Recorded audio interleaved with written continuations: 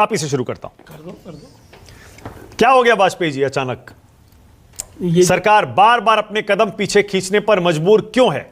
क्या जयराम रमेश सही कह रहे हैं कि जनादेश का असली मतलब यही है? नहीं, वो तो राजनीतिक स्टेटमेंट है, लेकिन हकीकत ये नहीं है। देखिए, एक छोटा सा एग्जांपल मैं आपको याद दिलाता हूँ। 2019 में सुप्रीम कोर्ट ने SC/ST एट्रोसिटीज एक्ट को डाइल्यूट किया था, और उस वक्त स्वर्गीय रामविलास पासवान जी थे, जीवित थे। उन्होंने फौरन मोदी जी से बात करी, और मोदी जी ने कैबिनेट में उसको प्रस्ताव को पास कराया और पार्लियामेंट में लाके अमेंडमेंट डाली, और उस एक्ट को जो डाइल्यूट किया था उसको रिस्टोर कर दिया एज इट इज। ये 2019 का है। सही बात को बताना, SC/ST कानून जो है यस, सही बात को बताना, सही बात को इंगित करना और सही बात पे स्टैंड लेना। और अगर सरकार उसको मान लेती तो आप इसको कहोगे हार हो गए या नंबर कम है इसलिए हो गया।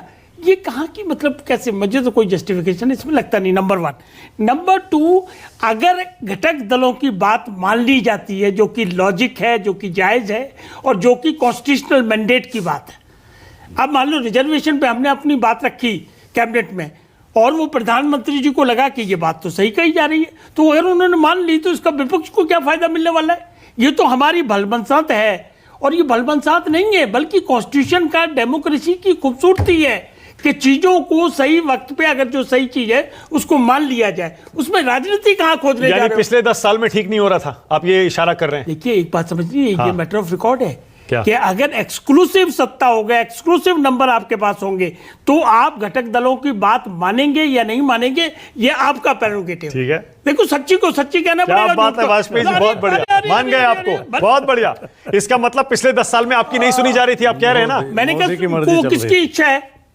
हाँ, बात समझिए, किसकी इच्छा है? हाँ। लेकिन अब एक्चुअल में एनडीए की सरकार है। ये बात कहने में हमें, ये हुई ना बात वाजपेयी जी, बात कहने आज बोले खुलकर वाजपेयी जी, कह रहे हैं कि अब बनी असल मायनों में एनडीए की सरकार। अब से पहले एनडीए की सरकार नहीं थी। मतलब डेमोक्रेसी की खूबसूरती है। हाँ, इसमें कोई दो राय नहीं हो सकती, कोई इसको डिनाई नहीं कर सकता और डिस्प्यूट नहीं कर सकता इस बात। तो एनडीए की सरकार मजबूत सरकार होती है या मोदी सरकार अपने बहुमत की वो मजबूत सरकार होती है? देखिए, ये हमेशा प्रैक्टिस आप पुरानी देख लीजिए। चाहे इंदिरा गांधी की सरकार थी, अगर वो अपने सबूतों पे चलती थी तो वो अपनी पार्टी का मैनिफेस्टो लागू करती थी अपने हिसाब से।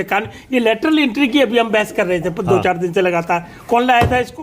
कांग्रेस ही लाई थी ना। और कांग्रेस ने कितनी भर्तियां की लेटरल एंट्री पे, ये सब रिकॉर्ड की बातें हैं। लेकिन जब नंबर कम होंगे और घटक दल की हिस्सेदारी पूरी तरीके से होगी तो सबको साथ लेके चलना ही। तो ये मजबूत हुई या मजबूर सरकार हुई? नहीं, मजबूर नहीं है। देखिए, इसको मजबूत, डेमोक्रेसी की खूबसूरती का ये, डेमोक्रेसी में अगर घटक दलों की सरकार है और एनडीए की चाहिए, हमने तो यूपीए में भी काम किया है, एनडीए में भी काम किया है, तो हमने दोनों दलों को देखा है। लेकिन गठबंधन एनडीए की जो सरकार चलाने का तरीका है, वो तरीका ज्यादा हमको कंसेंसस वाला नजर आता है। यूपीए से बेहतर है? बेहतर है, हर मामले में बेहतर है, क्योंकि हमारी बात 2019 में फौरन मानी गई, अब 2024 में फौरन मानी गई। चाहे वक्फ बोर्ड की बात है, चाहे क्रिमिनल ईयर की बात है, चाहे SC/ST की बात है, और चाहे लेटरल एंट्री की बात है। तो हम तो मोदी जी को धन्यवाद देंगे, प्रधानमंत्री ऐसे है। पर सरकार बैकफुट पर तो है। आप ये कितना भी कह लीजिए कि सरकार ने हार नहीं मानी, लोकतंत्र की खूबसूरती है, सहयोगियों की बातें सुनना अच्छा है, विरोधियों का विरोध भी सुनना अच्छा है,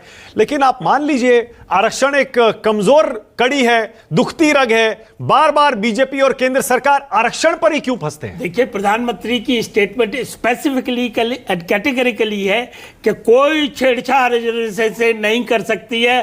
बाबा साहब अम्बेडकर अगर आ जाए तो वो भी नहीं कर सकते, ये स्टेटमेंट उनकी है। तो इससे ज्यादा कमिटमेंट क्या हो सकती है? और लेटरल एंट्री पे उनकी वर्डिंग देखिए, जो लेटर गया जितेंद्र सिंह का, उसमें लिखा हुआ है कि commitment to the social justice. तो इससे ज्यादा क्लैरिटी और क्या हो सकती है? और ये वही प्रधानमंत्री है जो दलितों के पैर छूते थे जब इनके नंबर थे। तो आपको याद होगा जो कुंभ लगा था प्रयागराज में, बाकायदा दलितों के मान सम्मान के साथ पैर छुआ करते थे। तो फिर सीटें कम क्यों हो गई इस बार? संविधान वाला मसला, 400 पार वाला मसला इस बार इतना चोट कैसे दे गया? तो सीटें कम हो या ज्यादा एक पॉइंट पे नहीं हुआ करती है, उसके पीछे बहुत सारे कारण। पर ये भी तो था ना, मानते हैं ना आप? हम इसको नहीं मानते। आरक्षण मसला नहीं था, लेकिन 400 पार मसला नहीं था। बीजेपी ने ये बात अपने प्लेटफॉर्म पे कई बार लोगों ने कही है, उनके नेताओं ने भी कही है कि विपक्ष जो है गुमराह करने में कामयाब हो गया। ये उनकी स्टेटमेंट है बाकायदा, हमारी स्टेटमेंट नहीं है। लेकिन हमारा ये मानना है कि सीटों के नंबर का कम होने का मतलब एक कारण से नहीं होता, बहुत सारे मिले जुले कारण हुआ। ओके, अतुल लोंढे